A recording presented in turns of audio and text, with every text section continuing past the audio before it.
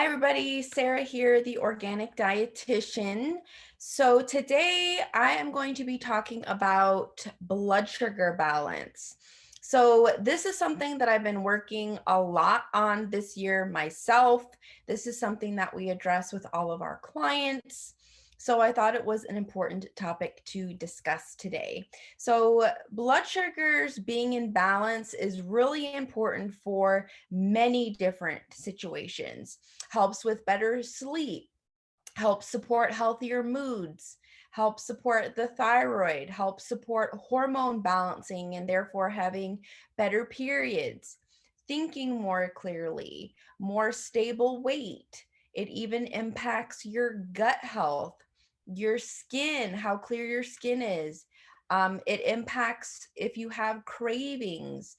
It impacts stress. It adds more stress to the body when your blood sugars are out of balance and on a constant roller coaster. Blood sugar can also create more inflammation in the body, can disrupt your mitochondrial function, and mitochondria help your cells make energy, so you might be more fatigued. It also can stress out the liver when your blood sugars are imbalanced. So, overall, better health, one factor at supporting that is going to be to stabilize your blood sugars. So, how do you know if blood sugars are a problem for you? Well, first of all, consider symptoms. If you're struggling with any of the things that I just mentioned, then you may want to consider your blood sugars as an issue. But particularly if you're feeling tired after meals, I always kind of consider this the Thanksgiving syndrome. So if you eat really heavily carb meal or a meal that causes your blood sugars to increase, what goes up must come down. And when blood sugars crash, which typically will happen after a surge of insulin to help bring blood sugars back down, then we end up having a crash. And this can cause fatigue, can cause you to feel like you need to go lay on the couch and take a nap, particularly even after Thanksgiving is a common place where that happens. If you have a lot of cravings for sugar or carbohydrates, that can also be a sign that your blood sugars have dropped, which often happen after blood sugars go high. Waking up in the middle of the night, particularly between like the hours of 2 a.m. and 4 a.m. in Chinese medicine, this can happen when blood sugars start to drop. And then cortisol, which is a hormone produced by your adrenal glands, have to kick in to help bring blood sugars back up. And that increase of cortisol can cause us to wake up in the middle of the night. And if you have issues with weight, if you have trouble losing weight, there can be many reasons for this. I actually have a blog post all about the reasons that weight loss might be a challenge for you, that I will put down in the notes, but blood sugar imbalances can be one of those. So, do you have symptoms? Right? That's one question to ask yourself. Then we like to look at the data. So, there's a lot of different areas that we want to look at. And unfortunately, conventional medicine doesn't usually look at all of these things. They're typically just looking at two big factors. What does your fasting glucose look like on a blood test? And maybe what your hemoglobin A1C looks like.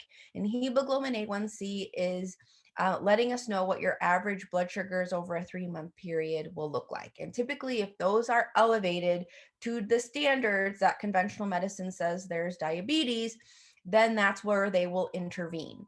But it is very, very possible to have imbalanced blood sugars or potentially even starting developing insulin resistance before a diagnosis of diabetes. So you can actually intervene before that becomes a problem for you. So looking at blood work, I like to not only look at fasting glucose, which can definitely be a helpful tool, but I also like to look at fasting insulin. So it is very possible for blood sugars or glucose to look normal, but insulin being very high, because your body could be producing an excess amount of insulin to help keep blood sugars at a normal level. So those blood sugars can look normal, but it's because you're producing lots of insulin. And that's not the desired goal. Hemoglobin A1C, yes, can be helpful, but it also is testing the average of blood sugars over a 3-month period of time. And so if your blood sugars are constantly high or low, sure, the average could look totally normal, but you could be spending a lot of time with really high blood sugars or really low blood sugars, but the average looks fine. So that's why we don't want to just put all of our eggs in that one basket. The other thing I like to look at is triglycerides, right? Triglycerides from a lipid panel. Now, you may be thinking to yourself, why the heck would triglycerides help me understand what my blood sugars are like? Well, when blood sugars go high, your pancreas releases insulin, which is a hormone. Insulin's job is to pull sugar out of the blood and move it somewhere, right? It's not just peeing it out. You're not able to just eliminate that extra sugar. It just gets stored somewhere. So some of that glucose can get converted into fat, right? And then that can get stored in places like your liver. So triglycerides, high triglycerides, can essentially be that extra sugar being stored as fat. Okay. The other place that extra sugar can go is turned into fat cells and just deposited in various areas of the body. That's one way that high blood sugars can also lead to difficulty losing weight, right? Or gaining a lot of weight. So typically triglycerides, and this is going to vary from person to person, and it will also probably depend a little bit on who you talk to, but I prefer to see triglycerides in around the 50 range, right? My particular triglycerides a few months ago when I checked my blood was in the low hundreds. So that's one sign that I knew that I needed to do some deeper investigating and some and work on supporting healthier blood sugars. The other thing we want to look at is hormones. So this is where we like to use Dutch testing with all of our clients. So that's dried urine test for comprehensive hormones that we use from Precision Analytical. And this is a urine test for hormones. But testing and looking at things like testosterone, DHEA, which is a hormone produced by the adrenal glands, and that can be a precursor to testosterone as well as estrogen. And also looking at cortisol, right? Because cortisol actually helps with a lot of things, including stress and inflammation, but it also supports blood sugar balance. So when blood sugars drop, cortisol kicks in to help bring those blood sugars back up. So for some people, chronically high levels of cortisol could be a sign that blood sugars are out of balance, that your blood sugars are constantly dipping too low.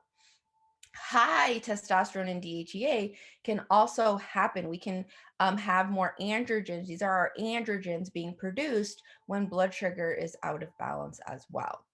The other thing I did recently was wear a continuing glucose monitor. Now, you can get a prescription from your doctor if your doctor is willing to let you experiment. Typically, and most doctors aren't going to prescribe it unless you have diabetes, but there's actually places that you can purchase them yourself, and they will take care of that prescription process for you. And then it's very painless. You put it on and you wear it for a couple of weeks, and you use an app on your phone. I like this because it shows you what's going on all day long, right? That is really nice information to have so that you can assess what's going on while you're sleeping. You can assess what's happening before meals, during meals, after meals. You can see how long it takes blood sugars to go up and how long it takes blood sugars to come back down. You can see those patterns. I used it myself. We recommend it a lot to clients, and they find it really helpful as one modality. The other thing you can do is actually do finger pricks. There's machines that you can buy. I've been using the Keto Mojo and do regular finger prick tests. Do fasting blood sugars first thing in the morning, take blood sugars before meals, maybe 2 hours after meals. And that way, again, you can kind of see what's going on. So I really used all of these different factors to make sure that I had the best picture possible. So just to give you a quick little side tip here, what to look for on blood sugar values with lab work. So this is, again, going to be very individual. This is just a general recommendation. So please make sure you're working with a trained practitioner who can really help you dive into this information and make sure that this is accurate for you. Generally speaking, fasting glucose, like to see between like 75 and 85. Now for me, I'm usually pretty satisfied if I can be under 90, but that's the general rule of what we're looking for. If your fasting glucose is in the mid 90s, upper 90s, low hundreds, is there something deeper going on? Fasting insulin, I like to see this typically between like a 1 and a 5, okay? And your hemoglobin A1C, we're looking for it to be between like a 4.5 and a 5.2. Again, these are general recommendations. These are definitely much tighter than what conventional medicine requires, which is also one reason why we really want to make sure we're looking at all of the information. If you are doing finger pricks, I typically like to, again, see morning fasting between 75 and 85 on average. Right before a meal, provided you haven't eaten in the last 4 hours, we're looking for it to be around an 85 to a 95. 2.5 hours after a meal, we'd like to see it below 120, with ideal being between like a 95 and a 110. Before bed, depending on when you ate last, looking for it to be between an 85 and a 95, or 95 and 110. Okay. Now, diet definitely can play a role in what your blood sugars are like. For me, I was already working on a lot of the lifestyle factors, so it was the main area of focus. But I found that I actually needed to significantly increase my animal protein consumption and my fat consumption, and play around with the carbohydrate levels that worked well for my blood sugars and helped me feel my best. But the increasing animal proteins and healthy fats was a key area for me in particular, and oftentimes is for our clients as well. But there's a lot of factors that can contribute to unstable blood sugars. So keeping that in mind, if you feel like you're playing around with diet a lot and blood sugars still aren't in a more ideal situation, then we've got to peel back the layers and figure out, is there something else going on? So hidden chronic stressors in the body. There can be hundreds of different areas. Gut infections, could be going on as well. Looking at improper ratios of macronutrients, that was the case for me. We actually have had a client recently who, was trying to balance her blood sugars, and like for breakfast, she would have a bowl of oatmeal and would try to add collagen powder and fats from like nut butter and things like that. And she tested her blood sugars, and she actually was able to see when she ate that for breakfast, blood sugars were kind of, yes, they were steadily, but they were increasing too high, and then they were coming back down. And she made the switch and started making basically little egg muffin frittatas with some veggies in it and sausages in it and things like that. And her blood sugars were much more stable. And breakfast, what you eat for breakfast is going to help stabilize your blood sugars for the next 36 hours.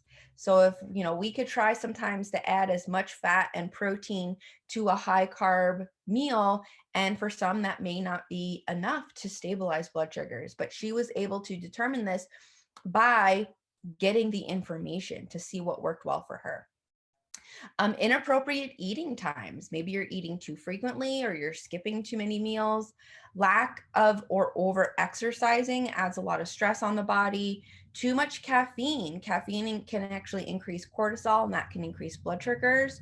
Chronic mental and emotional distress. We always underestimate the power of the mind and our nervous system when it comes to supporting our health.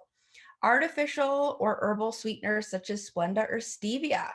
Yes, these are supposed to not affect blood sugars because they're not true sugars, but just the sweetness taste on your tongue can trigger your body to think you're eating sugar. And now it starts to put processes in place as if it was anticipating trying to balance blood sugars. Dehydration, are you drinking enough clean filtered water?